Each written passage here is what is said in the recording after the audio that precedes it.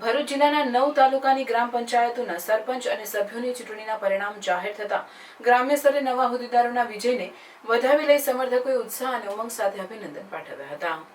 ભરૂચ જિલ્લાના 9 તાલુકામાં યોજાયેલી 68 ગ્રામ પંચાયતોની ચૂંટણી પૈકી 53 ચૂંટણીઓ સરપંચોના ઉમેદવાર માટે યોજાઈ હતી, જ્યારે 187ના સભ્યો માટેની ચૂંટણીઓ યોજાઈ હતી, જેનું 9 તાલુકામાં અલગ અલગ સ્થળે મતગણતરી આજરોજ યોજાઈ રહી છે. ભરૂચ શહેરના KJ પોલિટેકનિક કોલેજ ખાતે ચુસ્ત પોલીસ બંદોબસ્ત અને સમર્થકોની ઉપસ્થિતિ વચ્ચે ઉત્તેજનાભર્યા માહોલમાં મતગણતરી યોજાઈ રહી હતી, જેમાં એક પછી એક ગ્રામ પંચાયતના પરિણામ જાહેર થતાં વિજેતાઓના સરઘસ અને સમર્થકોના અભિવાદનના પગલે ગ્રામ પંચાયતના નવા સુકાનીઓની વિકાસ કાર્યની ખાતરી જોવા મળી રહી હતી.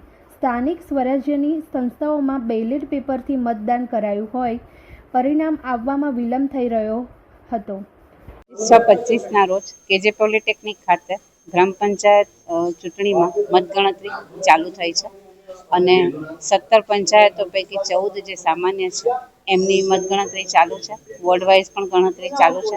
ખૂબ શાંતિપૂર્ણ રીતે ચૂંટણી અને ત્યારબાદ તેના મતગણતરીના પરિણામો પણ ડિક્લેર થઈ રહ્યા છે.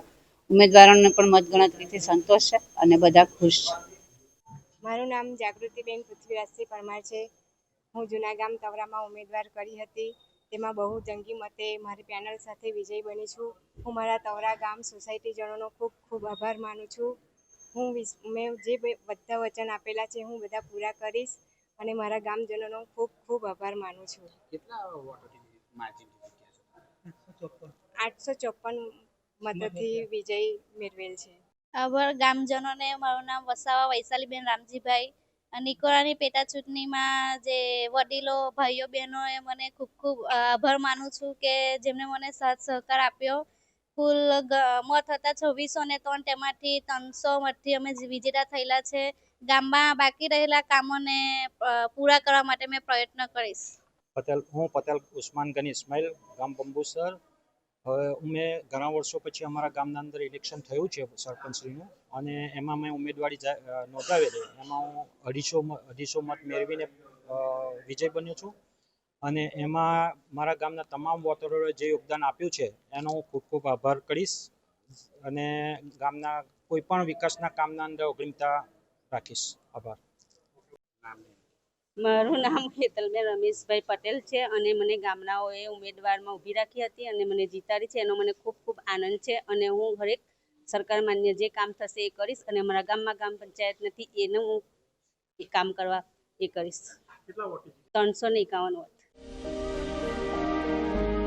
પ્રગટ ગુરુહરિ મહંત સ્વામી મહારાજ એટલે પરોપકારની પરાકાષ્ઠાના સર્વોચ્ચ શિખરે બિરાજમાન કરુણા મૂર્તિ સંત, જેઓએ વિશ્વભરમાં આવતી અનેક આપત્તિઓમાં નિસ્વાર્થ ભાવે મદદનો હાથ આપ્યો છે. કોરોના જેવી વૈશ્વિક મહામારીમાં થયેલ સેવાનો મહાયજ્ઞ હોય કે પછી રશિયા-યુક્રેન યુદ્ધમાં ફસાયેલા વિદ્યાર્થીઓને અપાયેલી હૂંફભરી રાહત હોય કે પછી પૂર, વાવાઝોડું, ભૂકંપ જેવી કુદરતી આપદાઓમાં પહોંચતી માનવીય સહાય હોય, મહંત સ્વામી મહારાજ એટલે આદિવાસી ભાઈઓના જીવનમાં ઉત્કર્ષનો સૂર્યોદય કરનાર સંત. એવી જન અને કણ સુધી પહોંચતી કરુણા ગંગા વહાવા પરમ પૂજ્ય મહંત સ્વામી મહારાજ ભૃગુ કચ્છની પવિત્ર ભૂમિ પર પધારી રહ્યા છે. તો તેઓના દર્શન આશીર્વાદનો લાભ લેવા માટે પરિવાર મિત્રજનો સહિત પધારવા આપ સૌને ભાવભર્યું આમંત્રણ છે.